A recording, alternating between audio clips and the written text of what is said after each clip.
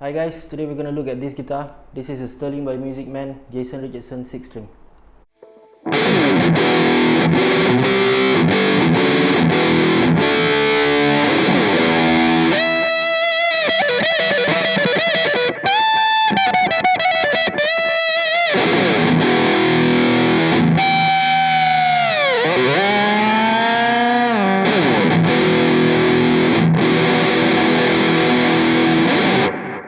Let's check it out.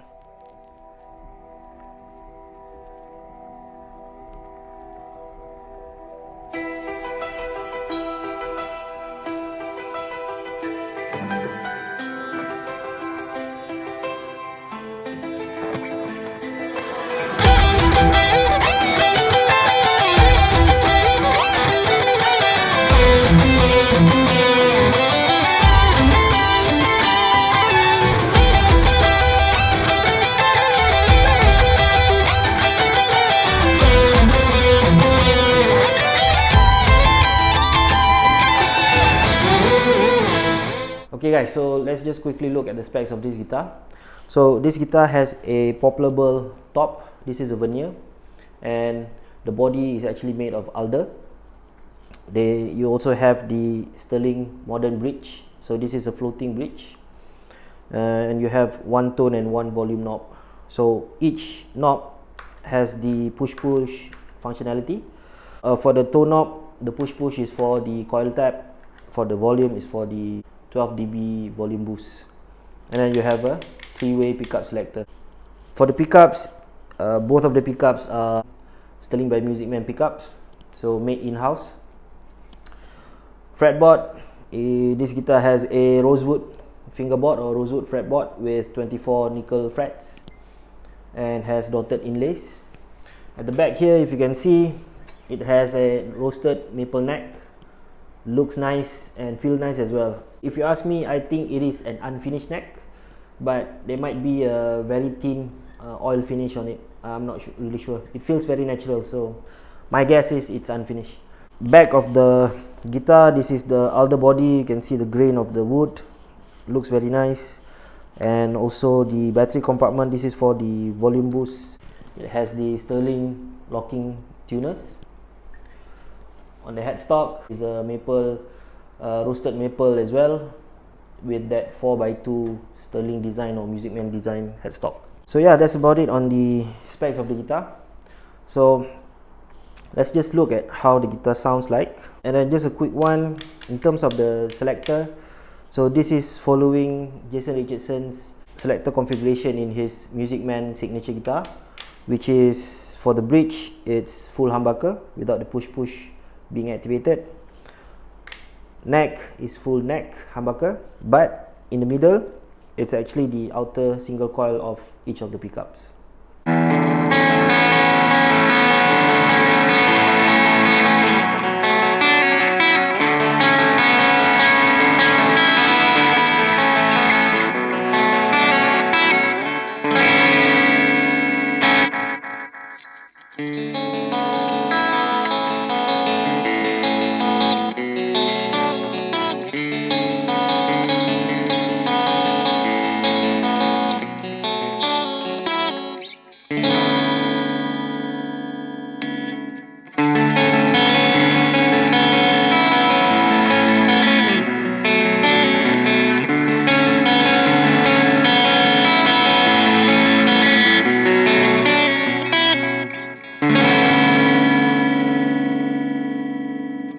If you can hear the middle position, it has that very sort of like chimey kind of effect.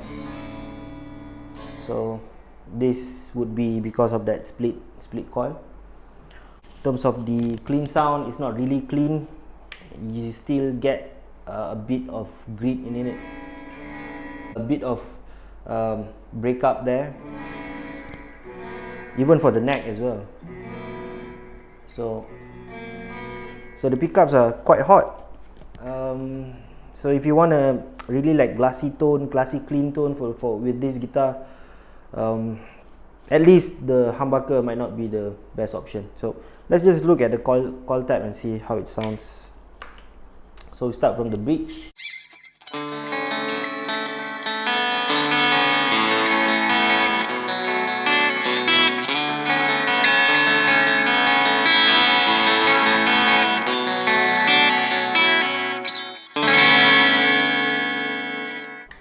So for the middle, it's just going to be the same.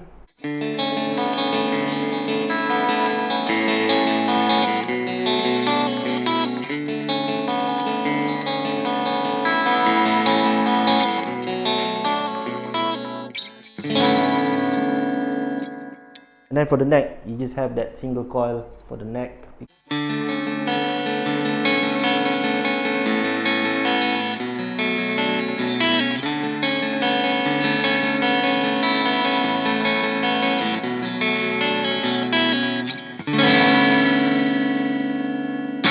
Also, when we look at the volume boost effect here, I noticed that if you're playing heavy distortion, that volume boost might not be more or might not be that apparent to you, but on the clean mode, it is, you can really tell the difference when you activate it against, you know, when you're playing at normal mode. So let's just try this. Use the bridge pickup.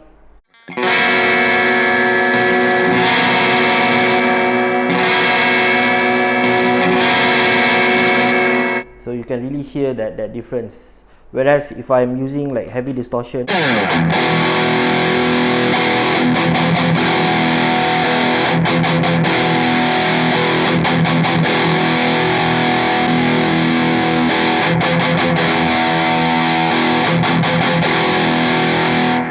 you can't really hear that difference, but still there, that 12 dB boost. So let's just look at the distortion sound of all the different pickups. We start with the full bridge humbucker.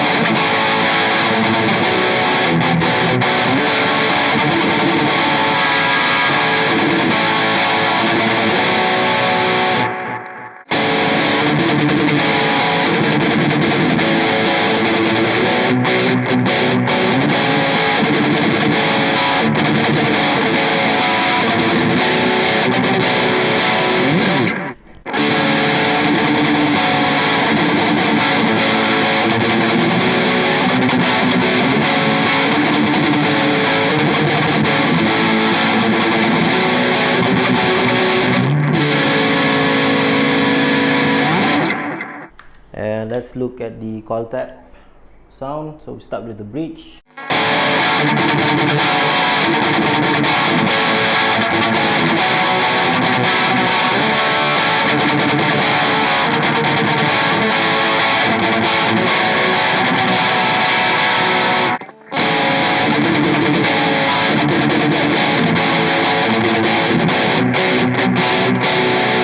Then you have the neck.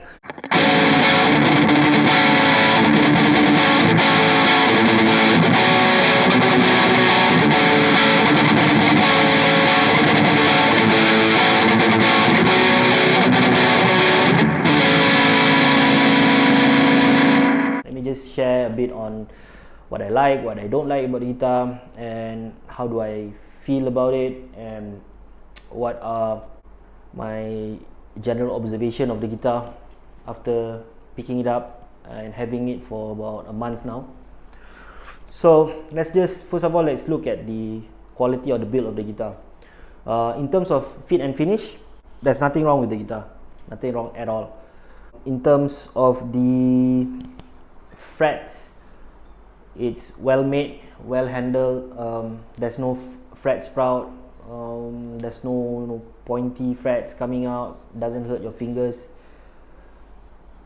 The first thing that my first impression of this guitar when I pick it up is I really love the neck profile and how it feels.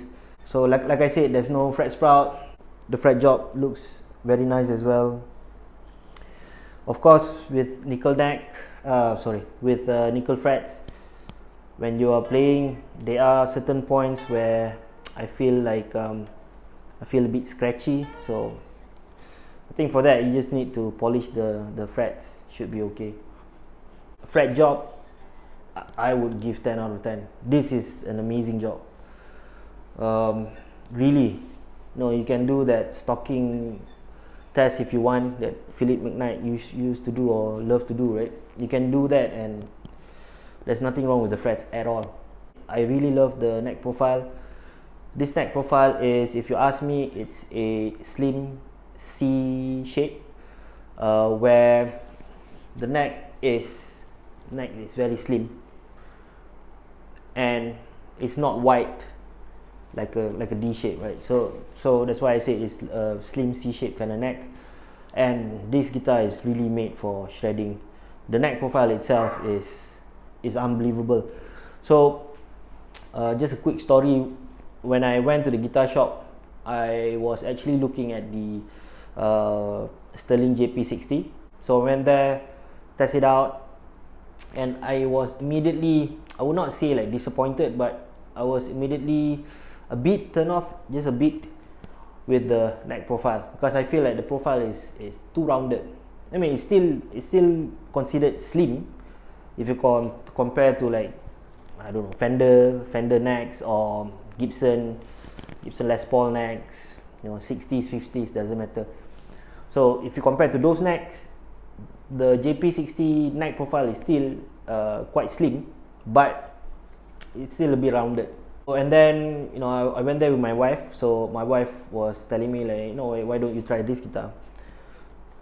Alright, so the surprising thing about this guitar is, I mean, I know the 7-string came out like a year ago, something like that, and there were a lot of videos on YouTube, there were a lot of articles on the internet promoting about that guitar and marketing that guitar. But the funny thing about the 6-string version of this guitar, no one ever talked about it. I don't know why. If you Google it up, you can only see it being mentioned in Sterling website. There's no video on it. There's no marketing video, no review videos, nothing. At least at the time of the recording of this video, I haven't seen any videos on YouTube talking about this guitar, the 6-string version. So when I saw this guitar, I thought it was the 7-string version. But then when I look a bit closer, then I realized, oh, this is a 6-string. So yeah, tried it out. Really love the roasted maple look. I think it looks gorgeous. I think Sterling did a really wonderful job with this guitar. And when I hold it, like I said, fret job amazing. Neck profile is just what I'm looking for. I was really looking for that shredder type kind of guitar, and this guitar just ticks all the boxes. And then in terms of sound, again, I was a bit skeptic because they didn't use branded pickups. They only used the Sterling by Music Man pickups, which is voiced similar to the Music Man Jason Richardson guitar. So as you all know, even on the Music Man version, Jason Richardson just used the Music Man made pickups. He doesn't use any like branded pickups like DiMaggio or Simo Duncan or whatever it is. I might be mistaken, but that's what I saw on the website of the Music Man website. When I tried it out, I realized that these pickups are a bit hotter compared to the JP60 as well, which is favorable to me. That's what I'm looking for. I wanted a guitar that can shred with, a guitar that I can play like metal songs and all that. So for the chugging stuff, I really love this.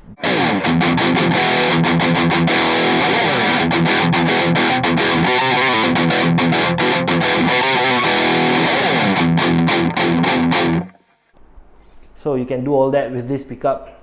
So yeah, so I just took it, didn't think twice, bought it, asked the guys at the store to change the string, which was a very good idea because you know, my wife was telling me like, why do you want them to change the string? Why can't you just do it at home by yourself?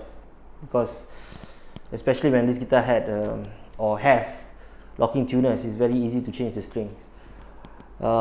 Luckily, by doing that, I realized that there was a problem with one of the locking tuning peg. I think it was this one. So it was jammed, whereas you know, they cannot take out the string from the tuning hole. So I don't know, for whatever reason. So they had to actually replace one of the tuning peg. And funny enough, they had to take the tuning peg from the JP60 guitar and put it on this guitar. Cons of this guitar are things that I don't really like, or I think they can do better. First thing, like what I said, from the get-go, you know, one of the tuning peg is not working, it's jammed. I think for a guitar at this price point, that's quite funny to have that kind of issues. So guys, if you're buying a new guitar, doesn't matter what guitar it is, right? If you're buying a new guitar, just ask the shop to change the string for you. At least just change the string. So from changing strings, you can know a lot of things, a lot of important things about your guitar. Whether the tuning peg is working fine, whether the bridge has any issues. I think tuning stability, if you want to ask me, let's just try this out. On the 7-string version of this guitar, I saw a lot of people complaining about the tuning stability of the bridge. Let's just try this so that you can see it for yourself or hear it for yourself.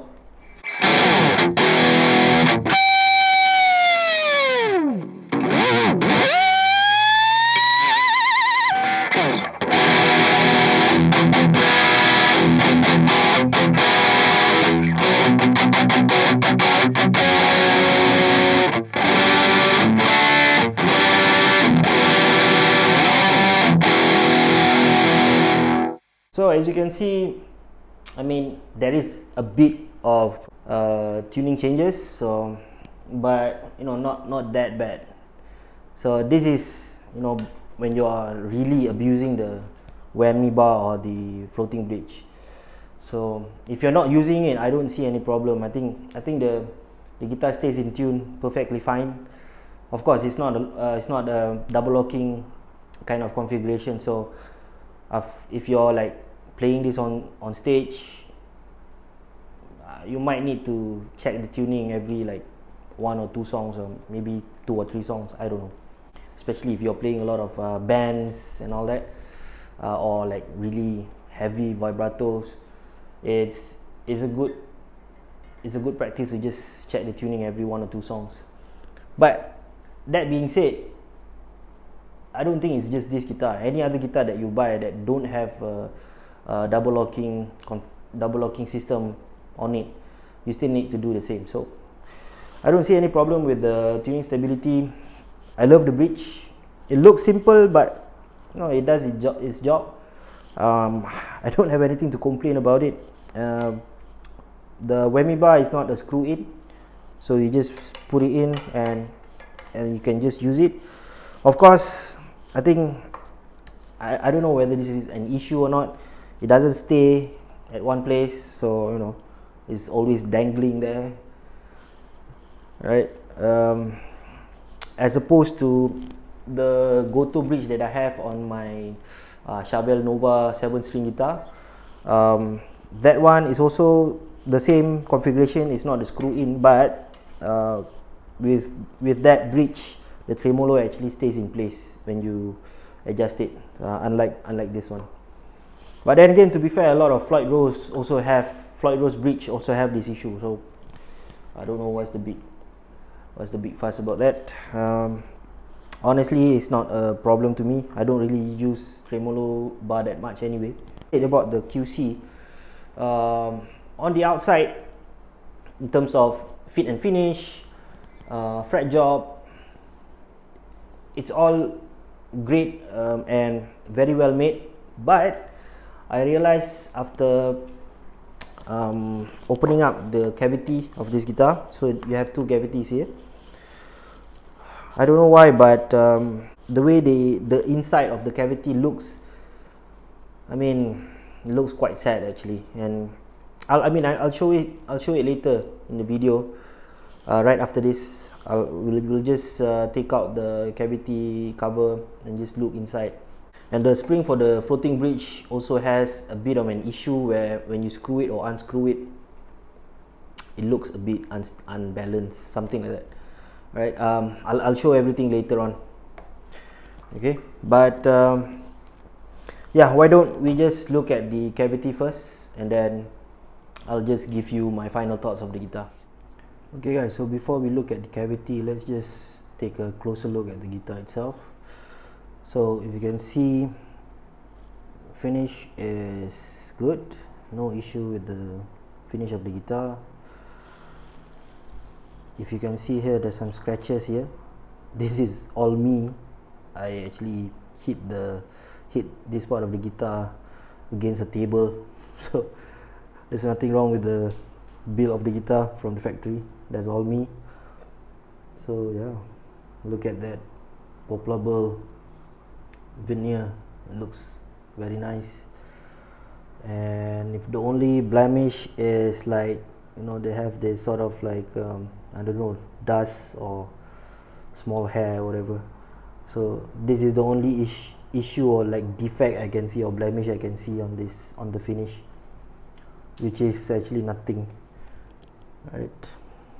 So in terms of the, because it's a bit dusty, I've had it for a while, and I actually just put it on the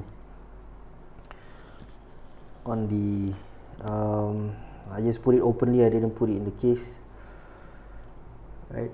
So on the headstock, if you look here, there is like a bit of tooling marks here. Yeah, might be a big deal for some, but I don't really care. Guitar still looks very, very nice to me. So on the side of the fretboard, I think it looks pretty okay. Yeah, no issues there, but I don't know if you can see this, but there is a bit of tooling marks. Let me just focus it a bit. Yeah, I don't think you can see it. Just look at the back of the guitar again. Really nice wood grain here. Elder body. I don't know what to say, man. This guitar is really, really nice looking. Very beautiful guitar. And look at that. Roasted maple. Look at the grain. Oh, so beautiful.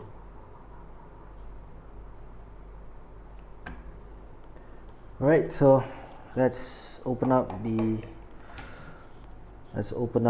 cavity, and we will look at what's inside.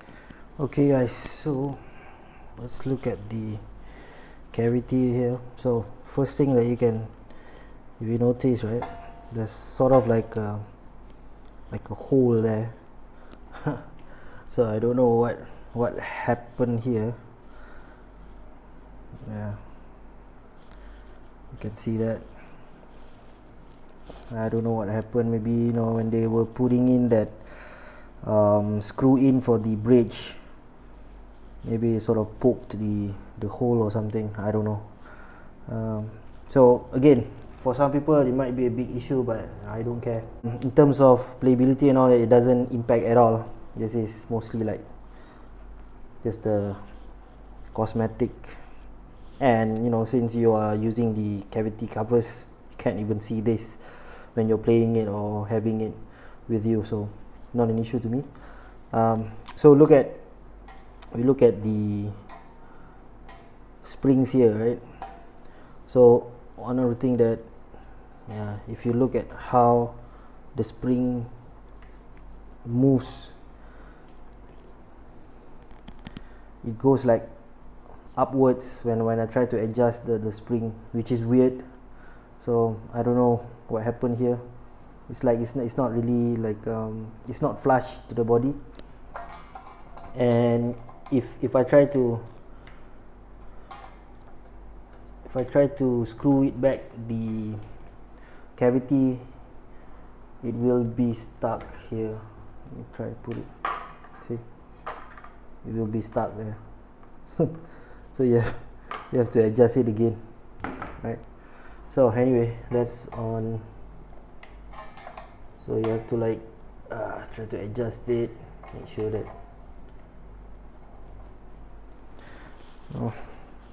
all in all, still not a big issue to me. And then if you look at the electronics cavity, I don't know if you can see this now. If you look at the side of the wood, it seems like the wood is rotten or something for whatever reason. I mean, in terms of the wiring, I don't see any issues, but I don't know, for whatever reason, the side part of the cavity looks like it's rotten or something like that. I mean, yeah, that's about it. Now it's up to you whether this is gonna be a deal breaker for you or not. For me, because this is covered, you can't see it, and it doesn't really affect anything on the guitar performance or guitar sound, so I don't really care. So yeah, just want to show you guys on the inner cavity of the guitar. So let me just wrap up on what I think about this guitar. Okay, so guys, we've looked at the cavity of the guitar, and I've shared everything that I think or feel about this guitar to you guys. If you wanna buy this guitar, I think this particular model is already out of stock, and I don't think they make it anymore. But the good news is Sterling is actually coming out with new Jason Richardson signature models, both the 7 and 6 string. Those guitars, in terms of specs, dimensions, everything is the same. The only difference is the finish. So I mean, they call this the natural poplar burl finish. So I think the new one are like, I don't know, emerald burst or something, or maybe purple-ish kind of finish. Looks nice. So maybe you guys can check those guitars out. In terms of the pricing of this guitar, when I bought it, it's about 4,000 plus ringgit, so that's around 1,000 US dollars. If you ask me, it is quite pricey. Looking at getting branded pickups, and it's a bolt-on guitar. But on the flip side, if you think about it, the guitar has a roasted maple neck. A lot of guitar in that price point do not have roasted maple neck.